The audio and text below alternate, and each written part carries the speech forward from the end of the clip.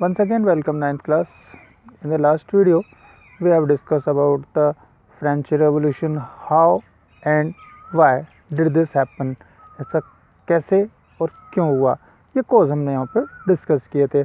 अभी हम क्या है इसमें करेंगे कॉज ऑफ फ्रेंच रेवोल्यूशन की. फ्रेंच रेवोल्यूशन के वो मेजर कॉजेस क्या थे कि पब्लिक को रेवोल्यूशन करना पड़ा, उनको रिबेल करना पड़ा. तो टोटली यहाँ पर हमारे पास 4 कॉजेज़ हैं, जिनमें से अभी हम जो फर्स्ट और सेकंड कॉज है वो हम यहाँ पर डिस्कस करने वाले हैं. सो फर्स्ट कॉज कौन सा है? War and economic crisis. War that means लड़ाई, और इकोनॉमिक क्राइसिस जो कि आर्थिक रूप से या रुपये पैसे से संबंधित परेशानियाँ लोगों के सामने आ रही थी. तो वो एक मेन कॉज थे. अभी इसमें क्या है, फर्स्ट कॉज क्या है? इन 1774 में जब लुइस 16 को फ्रांस का राजा बनाया गया, जब वो फ्रांस का राजा बने तो उस टाइम पर क्या था कि उसने देखा कि जो सरकारी खजाना है, जो ट्रेजर है, वो एम्प्टी था, खाली था. वहाँ पर उसके पास कुछ भी नहीं था. और उसमें क्या था, एक बहुत ज़्यादा जो बड़ा कर्ज है, डेप्ट है, वो और गवर्नमेंट के ऊपर था, जो कि अबाउट 2 बिलियन लिवरेज था.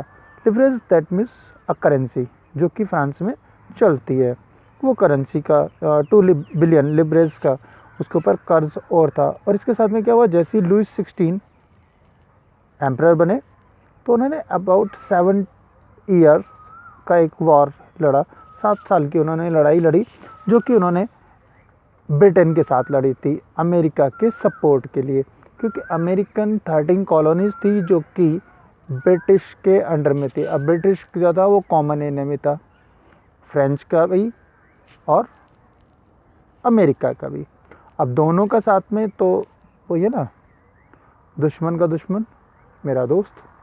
तो उसने क्या काम किया, उसने सोचा कि अगर मैं अमेरिकी कॉलोनीज़ को फ्री करा देता हूँ तो एक तो मेरे दोस्त हो जाएंगे, दूसरा ब्रिटेन कमज़ोर हो जाएगा, क्योंकि जो वहाँ यहाँ से टैक्सेस ले रहा है वो उसको मिलेंगे ही नहीं.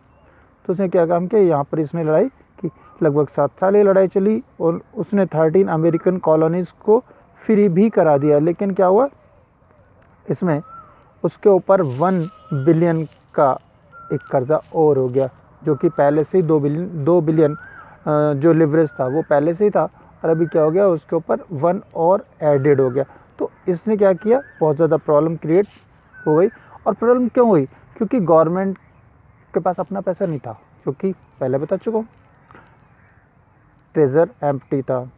तो लुई 16 ने क्या किया, उसने कुछ मनी लैंडर से लैंड किया, पैसा उधार लिया.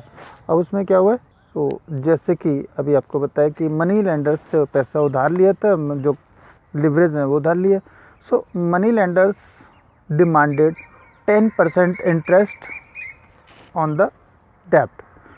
10% का उन्होंने वापस मांगना शुरू कर दिया कि या तो 10% आप दीजिए या फिर हमारी जो डेप्ट है उसको आप रीपे कर दीजिए.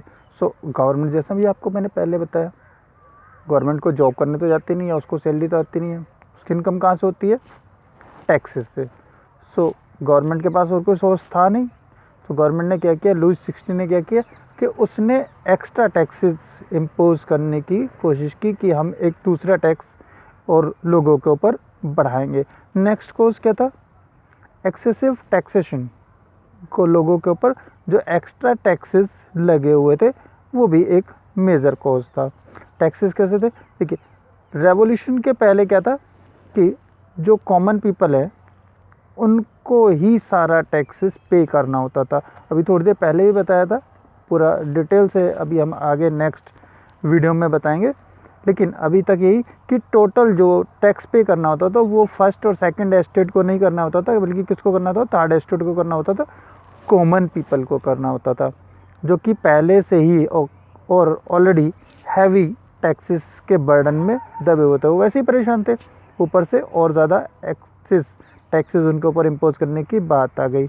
इसके अलावा क्या था, क्योंकि अभी बताया जैसे कि बहुत सारे टैक्सेस उन्हें ऑलरेडी पे करने होते, तो कौन कौन से टैक्सेस थे, जो कॉमन पीपल थे दैट वर फोर्स टू पे ऑल काइंड ऑफ टैक्सेस, उन्हें सारे टैक्सेस डायरेक्टली पे करने होते थे, जो कॉमन पीपल को करने थे. First estate was free, second estate was free. So all the taxes were forced, all the taxes have to pay by the third estate और कॉमन पीपल। सो taxes कौन से होते थे? दो तरीके के टैक्सेस उन्हें पे करने होते थे। फर्स्ट जो टैक्स था वो कि गवर्नमेंट को उसे डायरेक्ट पे करना था, और वो कौन से होते थे? Tales, land tax, road tax etcetera, वो सारे गवर्नमेंट को डायरेक्ट पे करने होते थे। और इसके अलावा एक टैक्स और था जो कि डायरेक्ट चर्च को पे करना था। गवर्नमेंट को तो पे करना ही है, चर्च को भी पे करना है, और वो कौन सा टैक्स था? वो था तायद। और ये इसको डायरेक्ट सीधा चर्च को पे करना होता था। टोटली अगर हम देखें तो पीजेंट को अबाउट 4/5 ऑफ टोटल इनकम उन्हें सिर्फ टैक्सेस में पे करना होता था, जिसको आप समझ सकते हैं कि लगभग 80% उन्हें पे करना है सिर्फ टैक्सेस में। तो उनके पास कितना बचा? टोटल अर्निंग का 20% जो कि वो पे कर रहे थे। और उसके बाद भी अभी क्या बोला गया? एक्स्ट्रा आपको टैक्सेस देने पड़ेंगे। अभी गवर्नमेंट को प्रॉब्लम हो रही है और दोबारा से आपको टैक्स देने पड़ेंगे, टैक्स बढ़ाए जाएंगे। सो ये क्या था? लोगों के अंदर एक बहुत बड़ा गुस्सा उसने क्रिएट कर दिया, एक एंगरनेस लोगों के अंदर आ गया। अभी नेक्स्ट जो बाकी के जो कॉजेज़ हैं will discuss in the next video. In this video, it's enough over here. Stay home, be safe, and be happy. Thank you.